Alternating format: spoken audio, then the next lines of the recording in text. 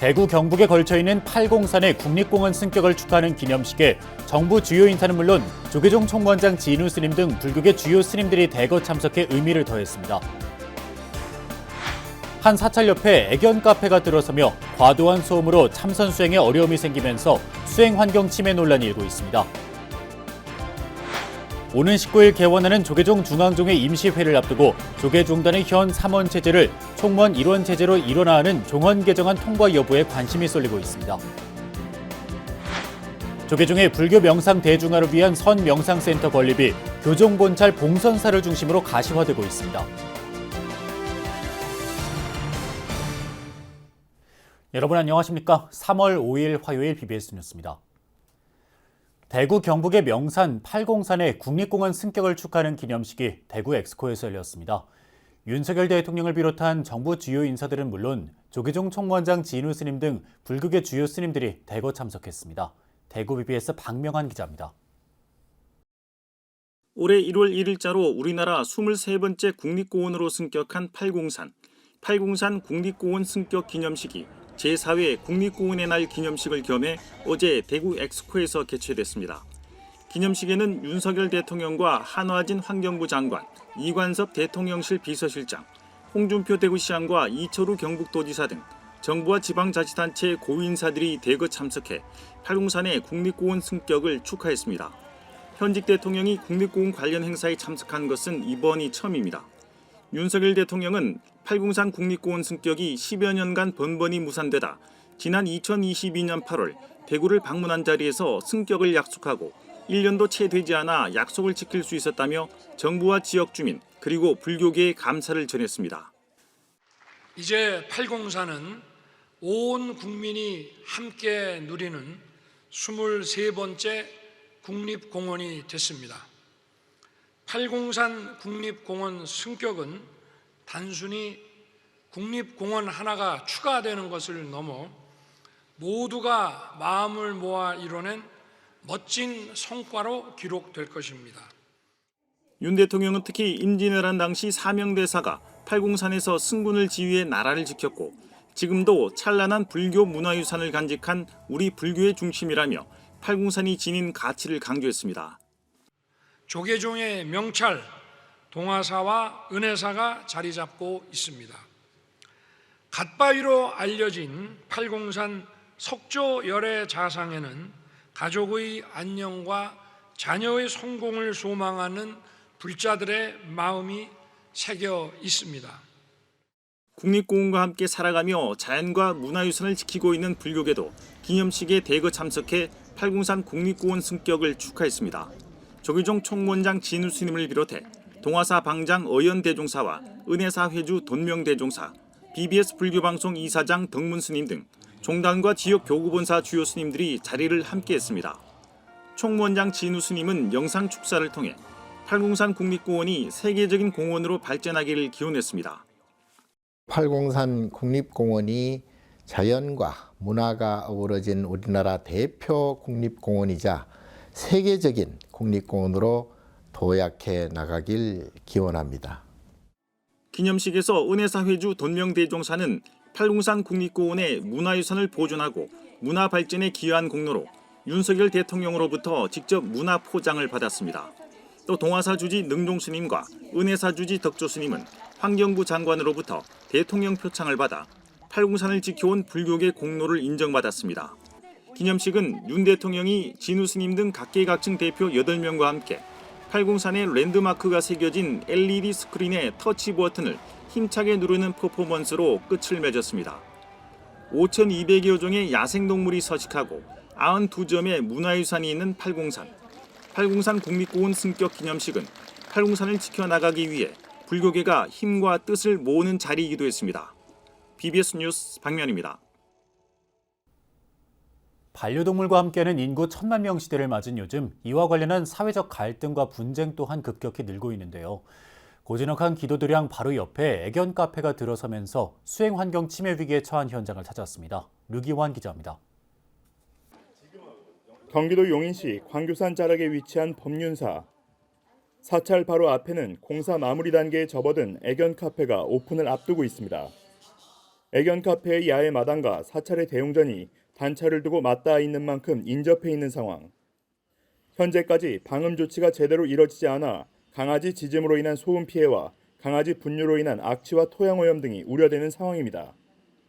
사찰을 따라 흐르는 하천의 지류가 애견 카페 옆을 지나고 있어 여름 우천 시 강아지 분뇨의 하천 유입도 걱정거리 가운데 하나입니다. 신도님들도 오셔서 마음을 쉬어가는 그런 도량인데 애견 카페가 생기면 최소한 애견들이 그 소음이라든지 짖는 소리라든지 또 애견들이 살아있는 생물들이다 보니까 대소변도 볼 것이고 그런 부분들 악취라든지 일단 소음이라든지 그런 부분들이 굉장히 좀 일단 걱정이 되고 있죠. 애견 카페가 정식 오픈을 하지 않았음에도 법륜사 스님과 신도들은 이미 종교 활동과 수행에 큰 차질을 빚고 있습니다. 신도들 사이에선 사찰 입구와 애견 카페 입구가 서로 인접한 데다 경계가 불분명해 개물림 사고에 대한 우려가 나오고 있습니다. 절의 스님들 입장에서는 이제 황당하지만 저희가 신도분들이 모여가지고 이래서는 안 된다. 이제 그래서 민원밖에 없잖아요. 지금 저희가 할 수 있는 일이. 그럼에도 불구하고 말려야 되는 상황은 어찌됐든 이제 종교 시설의 청정 도량이고. 특히 애견 카페 공사가 시작된 뒤 사찰에선 2년여 전부터 생활용수 부족으로 인한 어려움을 겪고 있습니다. 이웃 등과 논의 없이 저지대에 자리한 애견 카페에서 지하수를 개발하면서 상대적으로 고지대에 위치한 사찰에서 생활용수 부족 현상이 나타나기 시작한 겁니다. 여기 지하수를 팠어요. 그래서 지하수 관정을 파고 나니까 2년 전에 팠는데 그때부터 절에서 물이 부족한 현상이 지금 계속 벌어졌고 음식 준비하는데 갑자기 물이 뚝 끊겨서 그러니까 요리하고 야채 씻고 하던 그 봉사자들이 손도 못 씻고 그냥 내려가는 그런 경우도 있었습니다. 그래서 또 토목공사 등으로 인해 집안 흔들림 현상과 함께 전각 일부가 손상되는 피해도 사찰이 고스란히 떠안게 됐습니다. 사찰에선 카페 업주와 여러 차례 대화를 시도해봤지만 지금까지 단 한 차례도 직접 얼굴을 마주한 적이 없는 등 상생 방안을 논의하는 것조차 여의치 않은 상황입니다. 애견 카페 업주 측에선 행정적 문제가 전혀 없다고 주장하는 가운데 갈등 해결을 위한 관련 제도 개선 등 행정적 도움이 뒷받침돼야 한다는 지적이 설득력을 얻고 있습니다. 양측의 갈등이 계속 이어지고 있는 가운데 무엇보다 금전적 보상보다는 안정적인 수행 환경 조성이 더 중요한 사찰의 특성상 자칫 대화 시기를 놓치면 더 큰 피해로 이어질 수 있다는 우려가 나오고 있습니다. BBS 뉴스 류기환입니다. 덕숭 총림 수덕사 본말사 대중이 합동 방생법회를 통해 부처님 자비나눔과 생명존중 사상을 실천했습니다. 덕숭 총림 수덕사는 지난 3일 충남 서산 간월암 일원에서 4부대 중 800여 명이 동참한 가운데 갑진년 본말사 정월 합동 방생법회를 봉행했습니다. 법회에서 우송대종사는 갑진년 정월 관음성지 간월암 도량에서 울린 연불소리에 모든 생명의 해탈을 얻을 것 같다며 함께 해준 인연 있는 스님과 신도들에게 감사드린다고 말했습니다. 한편 덕숭 총림 수덕사는 오는 4월 15일 만공스님 탄신 153주기 달해와 본말사 합동 보살계 수계 대법회를 봉행할 예정입니다. 조계종 제6교구 본사 마곡사와 50여 개 말사 스님 신도 2,500여 명이 지난 2일 충남 서천군 금강하구원 주차장에서 갑진년 정월 합동 방생법회를 봉행했습니다. 당초 이번 본말사 정월 합동 방생법회는 경북 영덕에서 실시하기로 했지만 서천 특화시장 화재 피해 상인들을 돕기 위해 개최 장소를 변경했습니다. 서천 특화시장에 화재가 나서 우리 지역에서 그런 어려움을 겪고 있기 때문에 우리가 방생 장소를 옮겨서 이곳 서천에 여러분들의 손길을 좀 보내 따뜻한 온정을 보낼까 싶어서 이곳으로 정했습니다. 앞서 마곡사와 6교구 본말사 4부대중은 지난 1월 22일 발생한 서천 특화시장 화재 피해 주민 지원금 2천만 원을 김기용 서천군수에게 전달했습니다. 오는 19일 개원하는 조계종 중앙종회 임시회를 앞두고 종단의 현 삼원 체제를 총무원으로 일원화하는 종헌 개정안 통과 여부가 주목받고 있습니다. 이 종헌 개정안이 중앙종회 문턱을 통과한다면 94년 종단 개혁 후 30년 만에 대대적인 조직 개편이 이뤄질 전망입니다. 이석호 기자입니다. 조계종 조직 개편 종원 개정안은 별원으로 분리된 총무원과 교육원, 포교원을 총무원 일원 체제로 통합하는 게 핵심입니다. 30년 전 조직 체계로는 급변하는 시대 변화에 대응하기 어렵고 삼원 체제 속의 중복된 업무가 효율성을 크게 떨어뜨리고 있다는 취지입니다. 조계종 기획실장 우봉스님은 기자브리핑을 통해 혁신적이고 미래지향적인 종단 운영을 위해서는 쇄신이 필요하다고 밝혔습니다. 미래지향적인 계획 수립이 필요하고 또 현 조직 내에서 업무 범위가 관장되어 있지 않고 부문별로 각종 위원회가 사실은 많이 조직되어 있습니다. 그래서 종단 업무가 많이 분산되어 있어서 이 부분도 조직 재설비를 통해서 다만 총무원으로 일원화 하는 것만 고집하는 게 아니라 부원장, 문화원, 복지원 등을 새롭게 설치하는 등의 다양한 대안도 열어뒀습니다. 이런 체제로 조직 개편이 이뤄진다면 총무원장에게 권력이 집중될 것이란 우려의 목소리에 대해 우봉스님은 단호하게 선을 그었습니다. 우봉스님은 종단은 총무원과 중앙종의 호계원이 3권 분립을 이루고 있는데 교육원과 포교원은 행정 업무를 분담했던 것이라고 설명했습니다. 그러면서 조직 개편이 이뤄지면 중복되고 분산됐던 업무의 효율성이 오히려 크게 높아질 것으로 내다봤습니다. 특히 불교사회연구소와 불학연구소, 포교연구실을 통합하면 불교 정책을 종합적으로 개발하는 이른바 싱크탱크가 구성될 것으로 기대했습니다. 이제 조직 개편은 총무원 전체 포교 조직화, 또 총무원장 스님의 가장 주된 업무가 포교 업무가 될 수 있도록 하는 것이 현재 지금 추진 중인 안의 궁극적인 목표입니다. 종원 개정안이 오는 19일 개원하는 조계종 중앙종회 임시회에서 통과되면 내년 4월 1일부터 시행될 전망입니다. 종원 개정 이후에는 조직 개편 관련 공청회를 지속적으로 열어 종도들의 의견을 수렴하고 11월 중앙종회에서 후속 종법 개정안이 상정될 예정입니다. 먼저 종원이 개정되면 그 다음에 3원을 꼭 둬야 된다라고 하는 제약은 벗어나고 남아있는 1년여의 기간 동안 이 각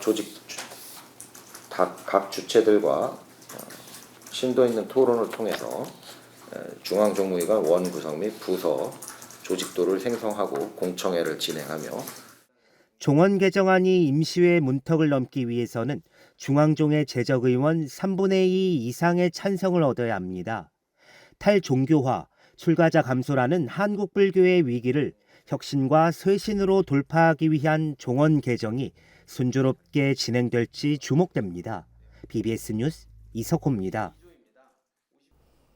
조계 종단 차원에서 집중하고 있는 불교 명상 대중화를 위한 선 명상센터 건립이 교종본찰 봉선사를 중심으로 가시화되고 있습니다. 봉선사 4부대 중은 한국전쟁 후 사찰 복원에 크게 기여한 운경 스님의 마하얀 정진을 되새기며 선 명상 활성화의 중심 역할을 다짐했습니다. 홍진호 기자입니다. 조계종 제25교구본사 봉선사 교구장 호산 스님은 교구 명상센터 건립 사업 추진을 위해 자부담을 포함해 193억 원의 예산을 확보했다고 밝혔습니다. 2026년 연말 완공을 목표로 올해 상반기에 설계, 하반기에 토목공사에 착수하게 될 명상센터는 지상 3층, 지하 1층, 연면적 1130평 규모로 조성될 예정입니다. 또 봉선사는 향후 50년, 100년을 준비하는 것은 불사 준비 단계에 있습니다. 명상과 또 문화를 통한 전법 포교의 장이 될 수 있는 그런 시설이 좀 필요했는데 지난 3일 봉선사에서 봉행된 제24주기 운경스님 기신제는 조선시대 교종 수사찰이자 근대의 대대적인 역경불사를 펼친 교종 본찰의 선풍을 확인하는 자리였습니다. 이 자리에는 회주 미룬스님과 원로위원 일면스님, 능엄 항림학장 정원스님, 철한 스님, 수월 스님 등 교구 어른 스님들과 본말사 대중이 함께했는데 미룬 스님은 젊은 시절 금강산 마연 선방에서 정진했던 운경 스님의 수행 정신을 강조하면서 당시 운경 스님이 수덕사 만공선사를 마연 선방으로 모시고 온 일화를 전했습니다. 그 젊었을 적에 금강산 마하연에서 선방에서 늘 계셨다고 그래요. 근데 거기서 선택되기를 교란거에 수덕사 만공스님을 모셔서 조실로 모셔야 되는데 그것을 이제 책임을 지고 수덕사에서 만공스님 모시고 오는 일을 맡으셨나 봐요. 금강산도 수덕사에 걸어서 가가지고 그 만공스님을 모시고 금강산 마하연에 가서 정제를 했습니다. 운경 스님을 은사로 출가해 전국선언수자의 공동대표 등을 지내며 문경 세계 명상마을 건립을 주도했던 의정 스님은 교종 본찰에서 이루어지고 있는 선풍진작을 반겼습니다. 우리말 금강경 기도와 청년전법 활성화 등에 매진하고 있는 교구장 호산 스님이 봉선사를 선명상 대중화 중심사찰로 가꿔주길 기원했습니다. 지금 우리 본사 주지는 청년법회에 아주 적극적으로 나서서 포교를 하고 있고 거기다가 선명상까지 포교를 해준다면은 그야말로 한국 불교의 중심 역할을 하는 그런 봉선사가 되리라고 생각합니다. 1919년 16세 봉선사 대여스님 문화로 출가한 운경 스님은 일제강점기 독립운동을 돕다가 옥고를 겪었고 광복과 함께 풀려난 뒤에는 광동학원 설립과 봉선사 복원불사 등에 크게 기여했습니다.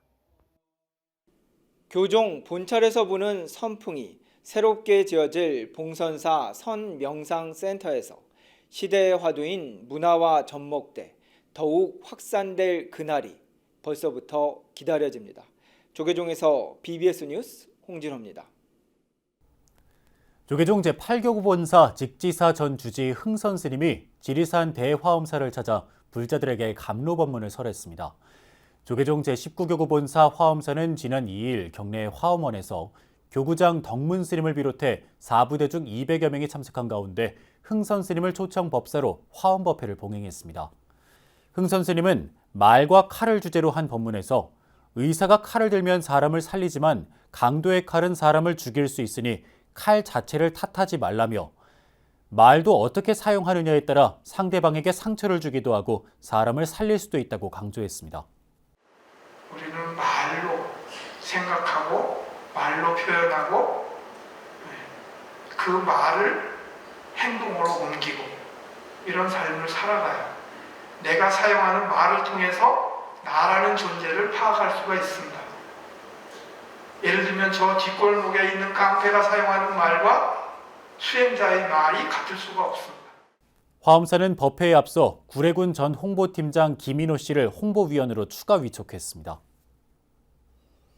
오는 7월 파리에서 열리는 하계올림픽에 출전하는 국가대표 선수들의 선전을 기원하는 법회가 충북 진천 선수촌 법당에서 열렸습니다. 조계종 체육인 전법단은 지난달 28일 충북 진천 국가대표 선수촌 법당에서 불자 체육인들의 선전을 기원하는 수계법회를 봉행했습니다. 수계법회는 체육인 전법단장 호산 스님을 전개사로 스쿼시, 양궁, 역도 등 9개 종목에서 역도 손영희, 김수현, 우슈 이용문, 배드민턴 최유정, 백하나, 사이클 나아름 등 불자 선수 20여 명이 동참한 가운데 진행됐습니다. 호산 스님은 선수들의 이마에 청정수를 뿌리는 마정수기 의식을 통해 계를 내리고 선수들의 이름이 새겨진 단주와 목걸이를 선물했습니다.